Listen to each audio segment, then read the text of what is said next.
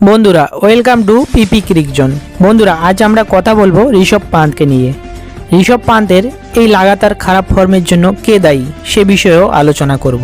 ঋষভ পান্থের উপর লখনৌ সুপার জায়ান্টসের মালিক সঞ্জয় গোয়াঙ্কারের চাপের কারণেই কি ঋষভ পান্থ আজ অফ ফর্মে রয়েছেন? চলুন সবকিছু নিয়ে ডিটেলসে আলোচনা করা যাক। তো বন্ধুরা তোমরা তো সকলেই জানো IPL 2025-এ সব থেকে বেশি টাকা পেয়েছিল ভারতীয় প্লেয়ার ঋষভ পান্থ। ঋষভ পান্থকে 27 কোটি রুপি দিয়ে লখনৌ দল তাদের দলে সামিল করেন।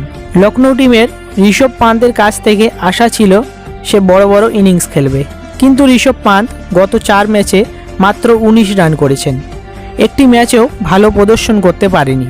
বন্ধুরা তাহলে কি ঋষভ পান্থ 27 কোটি রুপির চাপ সামলাতে পারছে না?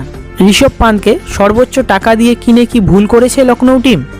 না বন্ধুরা, আমার মনে হয় ঋষভ পান্থ তার স্বাভাবিক গেমটা খেলছে না, সে বাড়তি একটা চাপ অনুভব করছে।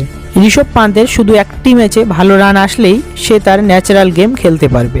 তবে বন্ধুরা তোমরা নিশ্চয়ই ইন্টারনেটে এরকম অনেক ছবি দেখেছো যেখানে লখনৌয়ের মালিক সঞ্জীব গোয়াঙ্কে ঋষভ পান্থের উপর রেগে আছে, ঋষভ পান্থকে গালিগালাজ করছে। বন্ধুরা তোমাদেরকে বলে রাখি এইসব ছবি সমস্তটাই মিথ্যে, এডিট করা ছবি।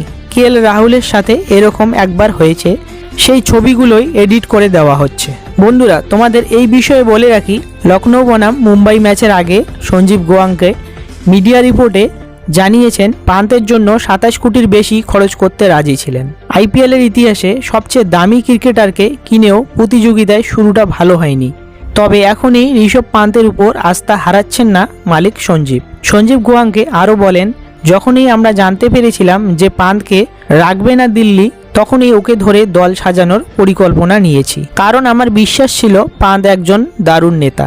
তবে ওর বেস্ট পারফরমেন্সটা আমরা এখনও দেখতে পারিনি ঠিকই, তবে আশা রাখছি আগামী ম্যাচে দেখব। তো বন্ধুরা তোমরা দেখতেই পেলে লখনৌয়ের মালিক পান্থের প্রশংসায় পঞ্চমুখ, পান্থের সাথে তার কোনো রকম ঝামেলা নেই। যাই হোক বন্ধুরা তোমাদের কি মনে হয় পান্থ কি পারবে আগামী ম্যাচগুলোতে কামব্যাক করতে? কমেন্ট করে জানান।